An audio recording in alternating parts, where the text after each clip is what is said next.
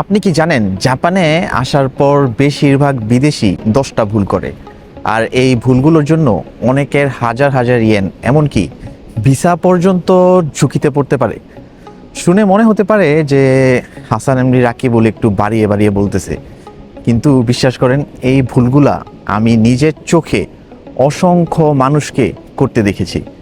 আপনি যদি জাপানে থাকেন অথবা ভবিষ্যতে জাপানে আসার পরিকল্পনা করেন, তাহলে আজকের এই ভিডিওটা শেষ পর্যন্ত দেখুন, কারণ শেষের ভুলটা সবচেয়ে ডেঞ্জারাস। চলুন শুরু করা যাক। প্রথম ভুল হচ্ছে জাপানিজ ল্যাঙ্গুয়েজ শেখার গুরুত্ব না বোঝা। অনেকেই মনে করেন শুধু ইংলিশ দিয়েই সব হয়ে যাবে, কিন্তু রিয়েলিটি হলো জাপানে ল্যাঙ্গুয়েজ যত ভালো হবে জব অপরচুনিটি তত বাড়বে। দ্বিতীয় ভুল হলো শুধু পার্ট টাইম জবের পেছনে দৌড়ানো। অনেকে দিনে ক্লাসের চেয়ে জবকে বেশি গুরুত্ব দেয়। শুরুতে টাকা আসে কিন্তু পরে ক্যারিয়ার থেমে যায়। তৃতীয় ভুল হলো টাইমের মূল্য না বোঝা। জাপানে 5 মিনিট লেট মানেই অনেক সময় আপনি অলরেডি লেট। এখানে টাইম মানে শুধু সময় না, এটা আপনার পার্সোনালিটি এর অংশ। চতুর্থ ভুল হচ্ছে গার্বেজ রুল না জানা। বাংলাদেশের মতো সব ময়লা এক ব্যাগে ফেলে দিলেই হবে না। বার্নেবল, নন বার্নেবল, প্লাস্টিক, বোতল এগুলা সব আলাদা করতে হয়। ভুল করলে নোটিশ পেতে পারেন, প্রতিবেশীদের কাছেও খারাপ ইমপ্রেশন তৈরি হতে পারে।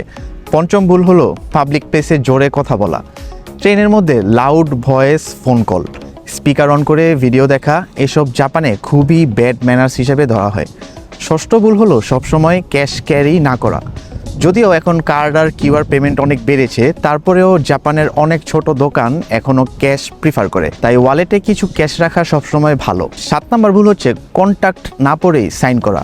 অ্যাপার্টমেন্ট, ইন্টারনেট, ফোন, জিম যে কোনো কন্ট্রাক্ট সাইন করার আগে ভালোভাবে পড়ুন, কারণ অনেক কন্ট্রাক্ট ক্যান্সেল করতেও টাকা লাগে।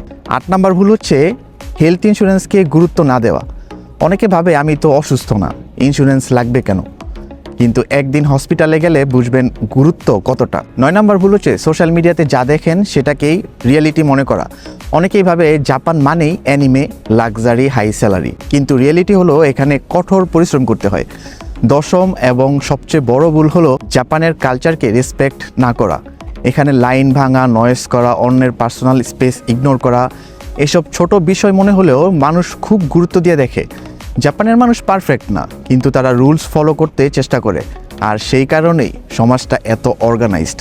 একটা বিষয় মনে রাখবেন, জাপান আপনাকে রেসপেক্ট দিবে, কিন্তু আগে আপনাকে জাপানের রুলস আর কালচারকে রেসপেক্ট করতে হবে।